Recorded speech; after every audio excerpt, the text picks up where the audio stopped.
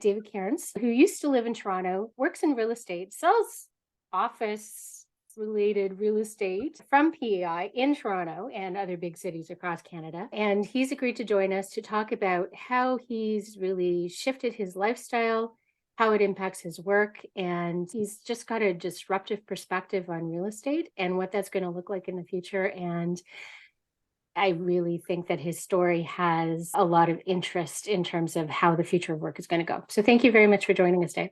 It's a pleasure. And it's so nice to meet you. This is actually our first live conversation, although I feel I know you on some level already because we've interacted so much on LinkedIn through various posts and comments and threads and all that kind of thing. So it's very nice to talk to you live. No, I know. It's fun. I always have a lot of fun when I actually meet people on LinkedIn. And actually, if I go back and I listen to a lot of my podcast episodes, it's all, ooh, cool. I finally get to talk to somebody I met on LinkedIn. That's the majority of the people that I interviewed. And, I think one of the huge, not to go down a rabbit hole, but I think one of the huge benefits of the pandemic is that we removed, for many of us, not all of us, but for many of us, we removed the office as our primary place of engagement. Yep. And by removing that place of engagement, it opened up two worlds: our communities, which were losers in the 9-to-5 world, and also this whole global digital world. And that, for me, has been something I would have never, ever anticipated for myself. Like, I just chose to lean into it. And I think I came by it honestly because I was a professional online poker player before and spent a lot of time interacting, networking, and collaborating with people on the internet. But I've met so many people from my industry, the world of physical real estate, from around the world digitally and beyond. I ended up growing this whole network of remote work enthusiasts as well. And the way that my brain has been able to expand as a result of that, and the amount of people that I can call in to do me a favor, I don't know if it's 100x or 1000x, but like, it's way bigger than the world that I was living in pre-pandemic that was geographically constrained. Yep, exactly. And it's funny because I started working remotely in 2012. And it wasn't really until I really started adapting what I was doing on LinkedIn and started using like internal collaboration tools like Yammer.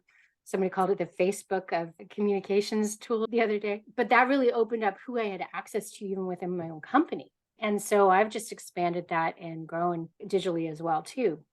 And that didn't start until 2018. And so it's just amazing the difference in access that you have when you're really leveraging the tools. But like you said, the pandemic really accelerated because the people who normally had been avoiding that type of commitment to technology had no choice. So it just became more and more. So tell me and the listeners a little bit about your story. So you now live in PEI, but you grew up in Toronto. Yes. And you can hear me.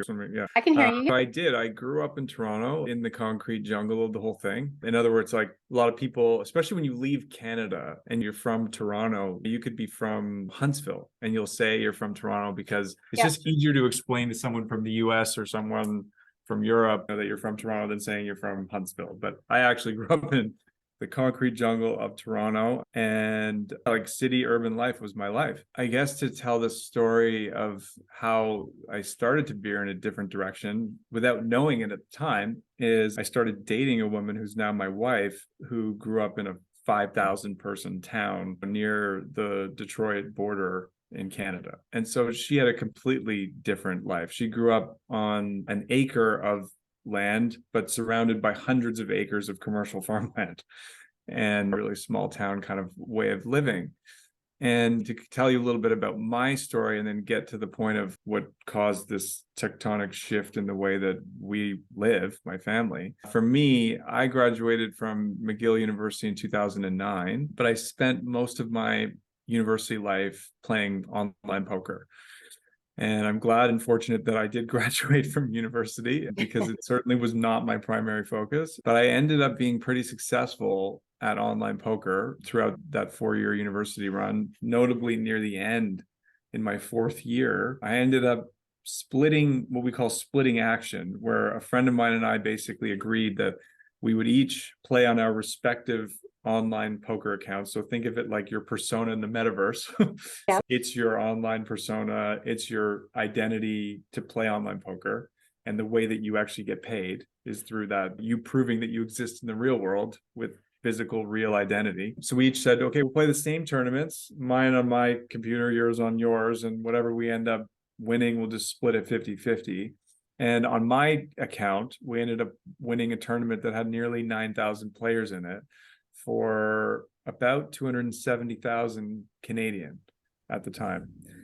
And so I'd already amassed some money, and then we split that down the middle, and I had enough money that taking like the thought of a conventional job just it didn't really enter my mind. Like I was not.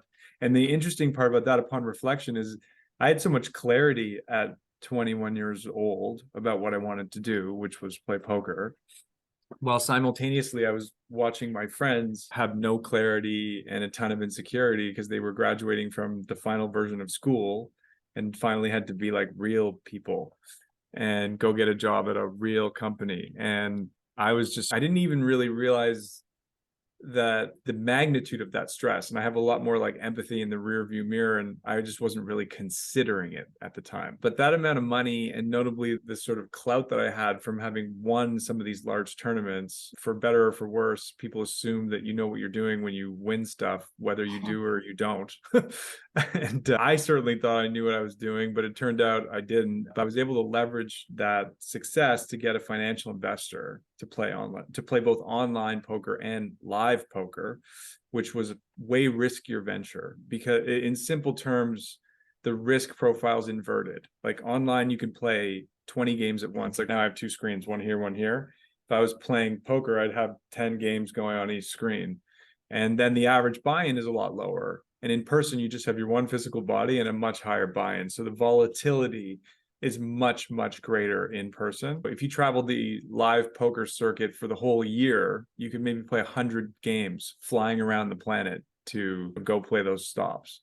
Whereas it wouldn't be uncommon for that to be like 4 or 5 days worth of online poker. So you can really actualize your ROI, your return on investment, a lot faster with less volatility online. So I chose to get an investor because I wanted to play those live events, which I knew to be much riskier. But I thought to myself, like, I don't want to play poker when I'm 40, 50. I'd rather take the success that I've got and leverage it and parlay it and see if like I can make it on the big stage. Maybe I will, maybe I won't, but I think I'd be remiss if I didn't try. And so I was fortunate enough to get an investor. And from 2009 until 2012, I played a combination of online and live poker, doing things like going down to Vegas for the whole summer to play the World Series of Poker and living there. It's interesting to be a resident of Las Vegas. Most people go there for a weekend. I would become like a 3 or 4 month resident of the place. Definitely some stories there. A lot of them I've moved on from mentally, but I did that for a while. It was an amazing experience that informed so much about my life and so much about my current way of thinking. And I didn't know you always can pull the pieces together later in life. But in 2011, in April, we had a bit of an inflection point moment in the world of poker that was not unlike this COVID moment, not from a pandemic perspective, but from a changing nature of work and life perspective. In poker in 2011, the Department of Justice in the US indicted the 2 largest online poker websites with tax evasion, money laundering, wire fraud, and a whack of charges, and consequently made it illegal for the US player pool to play online. So overnight, they shut out the 75% of the poker economy, which was like a whoa moment, like for everybody that was still Was this left. like where Molly's game came from? And was that all related to that? So, it's funny, like indirectly, yes, because, and this is why I always look at like online and in-person stuff, they feed each other. They're not like mutually exclusive from one another. So what ended up happening in poker is this guy named Chris Moneymaker. His name was actually Moneymaker, an accountant from Nashville, Tennessee, an amateur player, parlayed a $30 online satellite into a $10,000 main event seat at the World Series of Poker. He then went on to win the main event for $2.5 million. So this accountant from Nashville puts up $30 and wins $2.5 million. That created this boom in poker. And that boom actually was mostly happening online, but incrementally year over year, what ended up happening is the online poker world started feeding the live poker world, where PokerStars, the largest website, was actually able to create an entire live poker circuit around the globe that was both regional and like global stage, that was all built off of online poker. If it weren't for online poker, they would have never been able to generate the prize pools that they did in these live events, because they made it possible for people to put up small amounts of money and win seats that included like flights and accommodation and all these things to go and play in these events. Amateur players that would have never ponied up $10,000 plus another $5,000 of travel cost, all of a sudden put up $30 and were able to go and do that. So to answer your question around Molly's game, like there was this whole other boom that happened around celebrities getting involved in the poker world, both online and in person. But a lot of that, like Ben Affleck, right? Ben Affleck, Tobey Maguire is actually the central figure in the movie Molly's Game, played by, I forget the guy's name, but he was the one that was running all these underground poker games with celebrities and stuff. So her focus was on the live underground cash game world, which was the word underground is very accurate, certainly illegal, risky because of large sums of cash being involved physically in a place that could be robbed and all those kinds of things. She was in that world, but that world became bigger also because of online poker. And so I really do liken that like example to what's going on now in the world of work. Like we define like remote work as a very binary thing now. Like you're either in your basement like I am now. I call myself a homead though, because I've moved somewhere cool and I'll get there, unconventional, but I still have a daughter that needs to go to school and go to dance class. Like I can't just like globetrot around the world. Like she needs a home base. Our whole lifestyle needs a home base. So I'm a homead. Instead of being a digital nomad, I'm a digital homead. And that's honestly how I work too, because like I had to travel for work. I'd go to the States maybe 2 or 3 times a year. And the majority of the time I was at home or either in the office. But again, it's because of the kids. And my husband is a contractor. So, you know, I may be able to take him and his knowledge, but his tools have a little bit of weight. Exactly. But no, I really think that example is accurate, because what I would say is that I think the world of workplace, and when I say place, places where people physically sit and do work, is only going to get bigger, just like online poker made live poker bigger. It's just the biggest loser stands to be centrally located headquarter office spaces. Those ones are the ones that are the least in favor going forward. But that doesn't mean that people are going to exclusively work from their homes or that central office. They're going to be working all over the place. They're going to be unshackled, liberated, and working in many new and different ways that exist today, but that just haven't become widely adopted for a variety of reasons. That was my poker life. Then I got into real estate because of this inflection point. We called it Black Friday because it was a dark day. And bad things that actually happen on Thanksgiving. This was in April, but for whatever reason, it was April. Okay. They called it Black Friday. I don't know why. I think dark day. Online poker world over. Although it wasn't over, it rebirthed. But for me, it got me to go, is this what I want to do? Or maybe I was already coming disenchanted with the lifestyle for a lot of reasons I'll just skip for the purposes of this podcast. But it just got me thinking, like, is now the time to make a change? And so I decided that it was. I got into real estate because I had some friends and family that were in the industry, but notably they were like, I was a lost soul at 25. I had money, but I hadn't gone down any conventional path. Like I'd been living mostly nocturnally while my friends went to work from 9 to 5 in an office. I was just like all over the place with no schedule, no idea what this world even was. Like going to work was like, what are you talking about? It was really foreign concept to me that gave me anxiety. So I needed help. And so I had some friends and family that were like, look, you're good with people. You've got a critical mind. You're good with risk tolerance. Being an office leasing broker or being a broker in general might be something you might do well with because it's an eat what you kill kind of profession. You'd be good at that, and you're good with people and whatnot, despite being a social misfit and having lived on the edges of society playing poker for a long time. You developed some skills prior to your poker experiences? And again, the funny thing on that too is I developed a lot of skills that other people didn't have through collaborating with people online and interacting with people from around the world rather than this constrained only, your bubble that's around you kind of thing. And again, not to go down a rabbit hole on this, but like when I hear leaders say young people are being left behind, I'm like, left behind from what? What are you like? You're like, you were focused on trying to rebuild a world that you understand. They are focused on building the world that we are moving into. So like, left behind from what you value, not necessarily what they value, or more importantly, where we're actually going. Like, And it's you know, interesting because I took a sabbatical and I did a lot of courses and research. And one of the things I really looked into was gamification, but it's not really just gamification, it's the networks and the way that gamers really interact. So it's interesting to know that aspect of your background. I'm thinking most of the research I did was more about online games, video games, but poker is definitely a gaming aspect. oh, I'm sure there's a funny thing. I never really got into gaming much at all, but I know that a lot of poker players are former Magic the Gathering players. They all play online now in other games.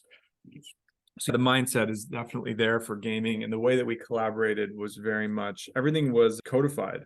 The key thing, that's one of the foundations of a good remote way of working, is you can't just have a conversation with somebody and not be inclusive in the way that that information is shared. Like, it needs to be publicly available for everybody to be able to look at, because that's how it works. And so we had Discord channels, we had messaging boards where we would openly share and discuss strategy. And that's how everybody learned and got better. And this is, again, where I go, left behind from what? Yeah. Because you guys, I always, whenever I talk to a conservative sort of leader that I'm speaking to, from that I've known in my previous life, and they tell me like it's being left behind and this and that, I ask them the question, have you built a new digitally native relationship with someone outside of your organization since the pandemic? It's just crickets when I ask that question, because the answer is no, they haven't done it. And No. so they don't know how to do the thing that they're rejecting. And now, like, I hate to put people into like groupings, but millennials are a particularly interesting group, in my opinion, because we existed before the internet age, but we very much were part of the movement with the internet. Yes. Not that everybody wasn't, we obviously all were, but naturally, just like my daughter has picked up a touch screen and knows exactly how to use it because it's native to her experience of life. Like, she's being called Generation Glass for that reason, because they're born into touchscreens, these kids. She is going to know more about that than any of us. And where that evolves from will be more intrinsically understood by her than me or by you. And so I give the same like argument towards millennials in terms of knowing how we've used to live and work versus how we can live and work now. We straddle that bar like very uniquely. And I think that that's something that should be valued by companies. They, instead of, what I get a lot of the time is, no, son, let me tell you how it is. I'm like, have an open mind. Listen to what I'm actually saying. The ability to unlearn is really important. And the thing is, the more digitally native you are, the less you have to unlearn, the less you have to be aware of what was. So I'm Gen X, so I'm not millennial. I'm definitely middle of Gen X, but I was always digitally savvy. So anyway, to graze over my real estate career, because it's entirely uninteresting, I spent now 10 years into helping companies deal with their workplace needs, which is obviously an ever evolving thing, even more ever evolving now than ever with the pandemic. But for me, when it was March of 2020, I was watching some really interesting things happening in my own industry. First of all, everybody kind of thought this will be like 3 weeks at home and we'll be back to old life, not just people in real estate, but the whole world kind of figured out, we'll get locked in our houses for a few weeks and this will be over. And naturally, in my industry, people were like, don't worry, stay calm. This is all going to go back to normal. We're following what's going on in Asia. They're already returning to work, which we found to be a very insensitive term months into this pandemic. We all have been working. Like, the place doesn't define the fact that we've been working, which in the US, like there's still just this overwhelming like back to work sentiment, which is just very indicative of their culture. But anyway, I was watching this going, okay, here's what's going to go on in my industry. People are going to be doing what we call space chucking. They're going to be like pretending there's no pandemic. Hey, here's office space. Like, when you get back, look at all this office space, which was already perceived to be like sleazy salesmen before. But now I'm thinking like this is going to be the most insensitive thing that you could ever do. People are going to, it's going to ruin the reputation of our industry, maybe never recover, like kind of thing. And then if they're not doing that, they're going to be sending the latest report in Asia about how people have returned to work. I'm like, I'm going to not do any of that because that doesn't seem smart. Instead, I'll just take a bit of a pause. And then I think what I'll start to do is just journal my experience online, because I'm already akin to creating content, but it was pretty PG-13 stuff that I was doing when I look back. But I thought this will be good. I'll just publicly journal my thoughts.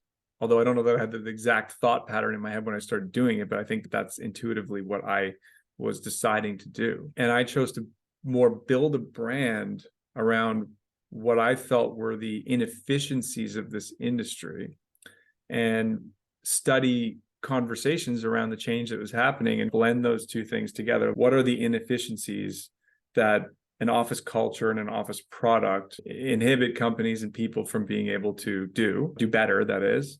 And just generally, what are the sort of social changes that are going on? Not getting into the political realm, but like within the realm of work, what are the social changes? And so I just built various conversations around that. And I think the reason I did that is just tapping back into my digitally nomadic roots. I just said, oh, wait, I've been here before. This is something where I just closed the door and locked the key, but I have been here already. And so that's formed the basis of my professional thinking and professional direction change. That's But the as far best as kind of innovation, is how do you take learning from another area of life and apply it to what you do? Absolutely. But then work-wise or personal-wise, my wife and I, about a year into the pandemic, just said to ourselves, like, we're miserable in Toronto. This is just not for us anymore. And I was actually pursuing a job opportunity in San Francisco. That didn't pan out. And at that point, she said to me, she's, look, like, don't call me crazy or shut this down, because I've brought it up to you a few times and you've dismissed me. I'm done being dismissed on this topic. I want us to move to PEI. Like, why wouldn't we move to a place that is the place we want to go on vacation above any place in the world? Like, why would we not live there? This pandemic has shown us that we can. Like, your career direction is changing all the time. Maybe the next post you make is going to get you fired anyway. Just I know what that feels like. let's just put our life ahead of all this uncertainty around what we may or may not be doing next, and hope it works out. And so it was really give a lot of credit to my wife, because if it weren't for her, we wouldn't be here. And if we weren't here, I don't even want to know who I would have been. Thank God for her in many ways. But for me, I've lived here now almost over a year, and it's changed me dramatically. The pandemic was the first thing that changed me. Like, to the point you made earlier around like that person's wife or partner was saying how proud they were of the fact that the person had spent all the time in the office. I grew up in an industry and like had a family background where like all of that was celebrated as well. And I'm not here to say that I'm not projecting my point of view onto other people, but there's a lot about me that when I look back, I'm like, wow, I was an asshole. And I feel like a lot of people might feel that way about themselves as well, but they aren't willing to look at it. I have this amazing partner who like puts a mirror in my face and is, look at you, you're an ass. So that was helpful. But I thank God for this pandemic too, just in the way that it made me, again, you remove the office as your primary place of engagement. It can, if you allow it, it can change so many things about you in so many positive ways. And definitely had some negative ways, but the majority of them have been really positive, and I'm loving the life that I have. I guess the only little critter brain thing is like, oh my God, I hope that like I don't fuck it up and no one takes it away from me. And that's always been the fear, because when I started back in 2012, like, we were threatened basically. Like, we had like formal agreements that we had to sign off on. And if your kid was crying, I remember being really paranoid because our neighbors got a new dog. It was a beagle and it howled all day. I had to close the windows because I actually had somebody comment on the sound of the dog. And I was paranoid that would cost me my work from home. Right. So that fear of being shut down and losing that flexibility, I think that's honestly stemming a lot of the fear that goes forward. I think that the whole return to office discussion, a lot of that is about fear. So what are you losing? So people who are going back to the office or getting mandates to go back to an office, what are they losing? They're losing that flexibility, that time with their family. It costs them money to go, so they're losing money because they have to fund the commute. But the people who are trying to bring people back to the office, what they're perceiving that they're losing something or have lost something over the last few years. And that's status, that's control, that's the way they always did their job. A lot of this is about loss. Are you hearing that in the industry? Because you're a very disruptive voice in real estate, right? So how are people reacting to your messages? And are you finding that it's a redefinition of that mindset? And how do you get away from that perception of loss? I have like several talking tracks in the things that I say.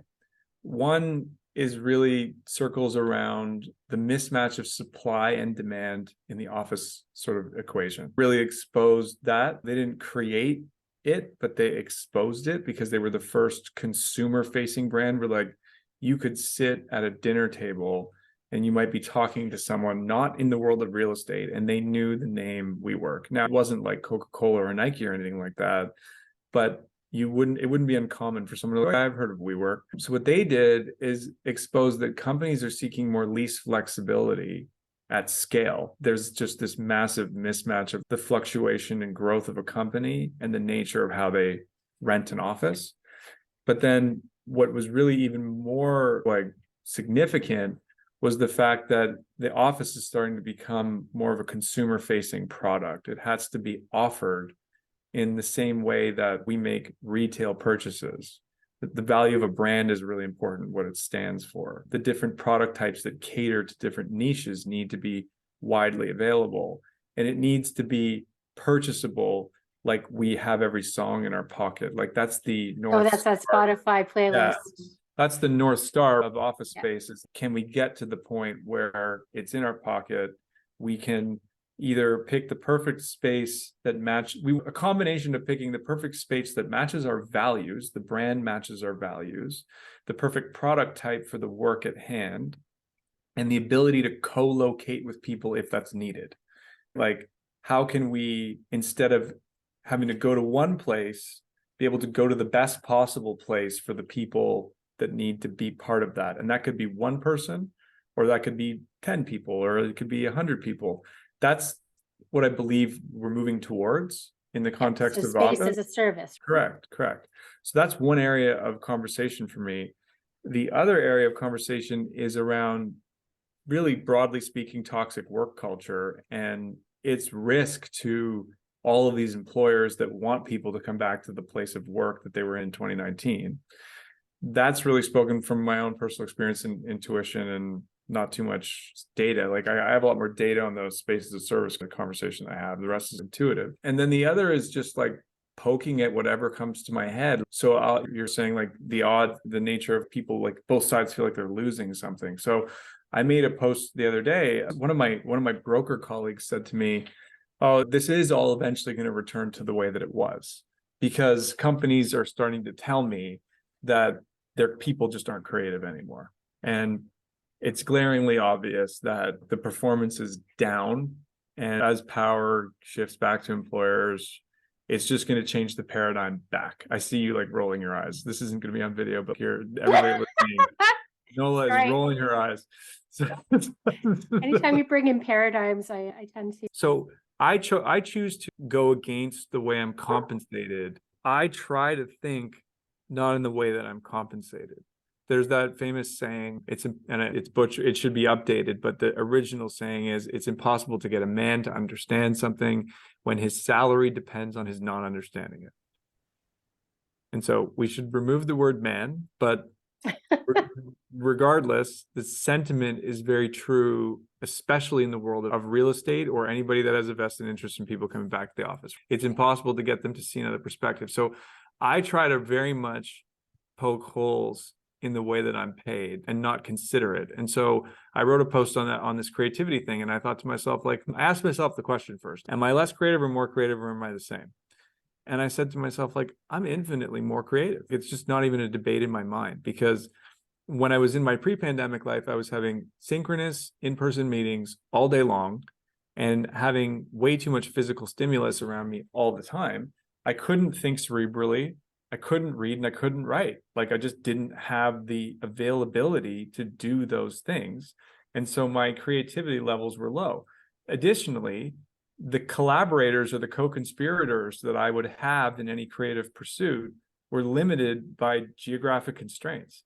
Like I wasn't necessarily always in person with the people that I was collaborating with, but the majority of the people that I was collaborating with were only people that I met at some point, roughly around the city of Toronto or within the network of CBRE.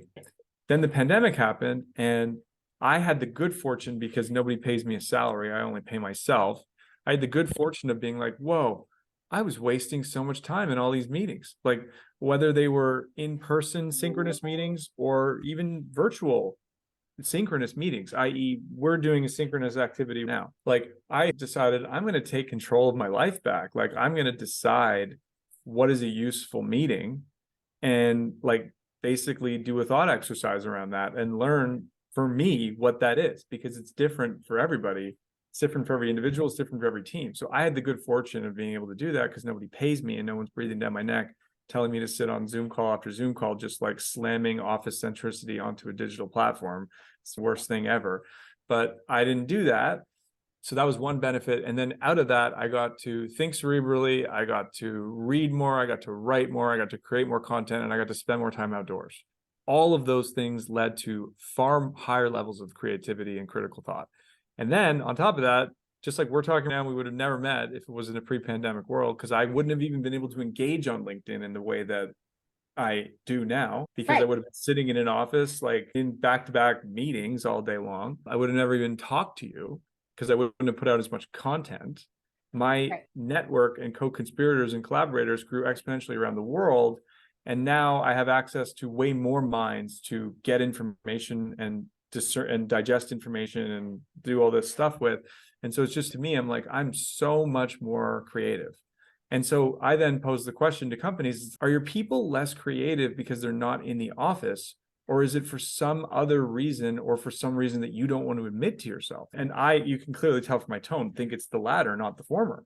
But now what I think is missing from this is what we call like community or whatever in its traditional sense. Like by being able to know you and decide that I'm going to lean into this kind of way of like collaborating and being creative, I'm inherently signing up for the fact that a lot of the people that I meet and become friends with and become collaborators with, I'm not going to have the chance to be with in person as much. It's just inherent, because they're going to be from all over the place, and we can't just hop on planes all over the place and kill the world even more, and it's just impractical anyway. So we're not going to do it. So yes, I'm giving up the opportunity to break bread with some of the people that I've met that are like the best people I could have ever imagined, that I wish I could just like all move them to PEI and we could just hang out together in a commune. That'd be great. But that's not going to happen. And so I'm giving that up. And there is an element of that is not positive. And I think that at an organizational level, I'm sure the company is struggling on some level in that way. But that doesn't mean that returning to desks for 8 hours a day is the solution. Like that certainly is not the solution. And that's the thing. You need to facilitate that collaboration and that interaction, because like honestly, if you're not on the same floor as somebody else, so like your CEO, for example, how often did you ever go to the office and run into the CEO? Unless it was like strategically managed. You didn't. 100%, Right? 100%. Online, you have the ability to actually interact with that CEO, right? You should. If they choose to engage or not. Exactly. Not enough of them actually are. And in this post that I'm talking about, someone did make a comment like that around how important it is to like get the most creative minds and give them and make them available to the highest number of people. But it's like, how are we defining that? There could be scenario A where being in the office for a set reason actually achieves the outcome of giving access to that one great creative mind to as many people as possible, being relative, of course, because it's 20 people that need a specific message at a specific time or whatever. But then the online world creates way less friction for that interaction to be inclusive and reach a much wider audience within a company. It's just that companies are led by people that either don't know or don't want to know how to do these things. And I'm not here to say you're a shitty person for that, but there has to be an acknowledgement that like the solution is not going back. Like this guy, Phil Kirshner, that I follow, made this amazing post today, and he compared the situation that we're dealing with now to a brand related example that the internet brought on. So the internet made it possible for people to shit all over brands or praise brands for their performance. Now, there's good and bad for that. Like sometimes you get some jerk customer who says something horrible about your business and it's really them. So it doesn't mean that we're going to roll the tape back and stop the internet. Like the internet is just going to continue to evolve, and that whole thing is going to continue to evolve. So to say that a recession is going to actually shift a change in human behavior and just all of a sudden revert us back to 2019 because there's a recession. Recessions are, first of all, impermanent. Like the change inside of people's brains is not impermanent, and they're not going to forget what's happened. And whether there's in a moment of regression, the long-term trend is very much reflective of the same kind of trend that exists within what social media has done to digital commerce, basically. And so I believe the same thing. And so go back to your original point. Yes, everybody's losing something. Everybody's also gaining something. The point is, like, the direction of travel is not changing. It's not going to change long-term. So rather than resist it, you have to figure out how to try to live within it, is the way that I personally look at the world. And again, I want to be very clear, like, I don't believe that everybody can or should live the way that I am living. Yep. Like my job type, my tenure in my career and what I've learned and what I know, and myriad of factors contribute to the fact that I am doing what I'm doing and I'm able to do what I'm doing. So Yep. it's like, I'm just one modality within this whole thing. But people often come after me about ignoring like the 60% of the economy who can't actually work from home. And I'm like, I'm actually married to a contractor who can work at everybody else's home except ours. Literally, I understand that intuitively because his work at the moment, that's the way it's designed. it's funny you say that, because I remember I was at a medical appointment with my daughter and I was talking to a nurse. And I said, we were getting this argument a lot in our discussions within the knowledge working economy. People are saying, you have to worry about people like you who have no choice but to come work in the hospital. I said, like, how does it feel to you? Are you mad that I can work from home and you can't? She's like, no. She's like, I don't see the two as being related at all. Like, I have a chosen field that requires me to be in person. You have a field that doesn't require that. Like, why are we conflating the two as being the same? Yeah. Is basically You're comparing apples to oranges, but it doesn't mean that you can't be creative in those types of rules, because Marks and Spencer's actually came out with a use case where the majority of their rules are in person in the UK because it's retail. They came out with a 4-day work week and job share, which allows people to either sign up for more hours or choose lower. But what it does is it allows them that flexibility and that permanence. So they might not necessarily work from home, but they can lean into that flexibility and get more of what they're looking for. I've even heard that some of these, even in the retail realm, are paying people the equivalent of a 5-day week in terms of salary for 4 days worth of effort. Yep. And so it's not a zero-sum game even in that world at all. But I've always been confused about it. I've always found that I haven't really found that argument made from someone who sits within a seat of inclusiveness being part of their brand. Like, it tends to come from people who are trying to rebuild the worlds of before. And so I never take it seriously because it's just so obvious what the vested interests are from those people. And then I ask the people that like are in these fields and they don't seem to care. I have a delivery nurse that lives across the street from me. We have become great friends, our families, because I and my wife work remotely. It's actually created the opportunity for us to do things like I've stood outside with their child at 7:30 in the morning while he waits for the school bus because they can't. And what kind of rapport does that build between families? I could give 10 more examples of that, about how our situation has helped a friendship with a group of people that are not in the same boat as us. So again, exactly. But it goes back to what we talked about online a couple of times, is you're moving away from city centric, but smaller towns and communities are really benefiting from that. And so there's a lot of push, because if there's not as much commercial real estate, city funding is really going to be impacted because they're collecting less tax. So there's a funding deal. But everybody's pushing for the cities to be better funded. But if you're taking people away from those smaller communities and putting them back in the city just to fund the cities, those smaller communities are losing the progress that they've made during the pandemic and work from home. Exactly. It's really, where does the money go? Yeah, both issues need to get solved, but I would argue that if we built cities starting tomorrow and they didn't exist, we certainly wouldn't build the infrastructure in a downtown environment the way that we have. Like, it's Right. clear that model is a model that was built off post-industrial age working behaviors or industrial age working behaviors, both. And we didn't get it wrong. We got it for the time that we were in the world. And unfortunately, with physical stuff, it's really difficult to break it down and build it back up again. That is what it is. But it's clear it's broken in a lot of places in the world. And that's a problem. But again, this is going to sound dramatic, but like one of the primary benefits of cars is that we didn't have to deal with horse manure on the streets everywhere anymore.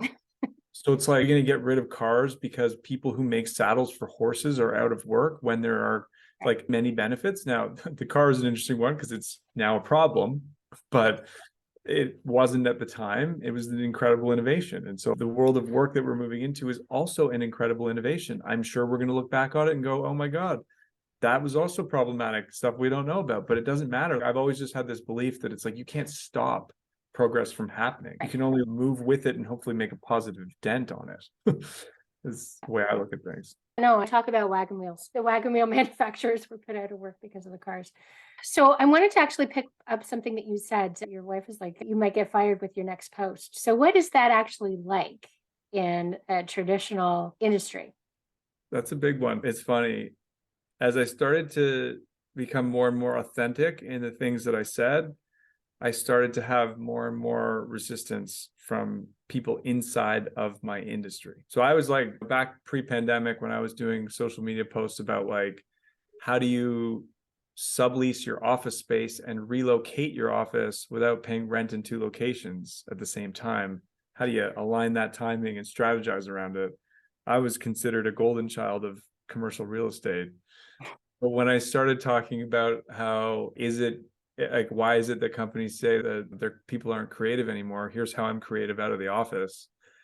That isn't necessarily viewed as fondly by people with a vested interest in traditional leasing endeavors. And so it's been really rewarding and really challenging for me, all wrapped up into one. In a general sense, on a global scale, I have a lot of amazing people inside of my industry, actually, that are trying to innovate it and change it and make it better, that are super supportive of what I say, that challenge me when I need challenging, that provide perspectives that I'm not thinking about, that really are very like good about interacting with me holistically, like supporting and challenging where needed. And I thank all those people. There's too many of them to name, but if any of them listen, they know who they are. I can do a shout out because I connected, or actually she connected with me, Armina Morrow of Oh, Ideas. I told her we were doing the podcast because she's like, do you know Dave? I'm like, yep.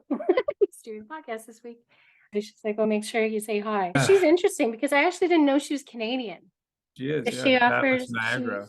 she operates, it's like a space in the service where you're actually like doing like small residential houses, like actually in communities, and it's like an Airbnb kind of like for co-working.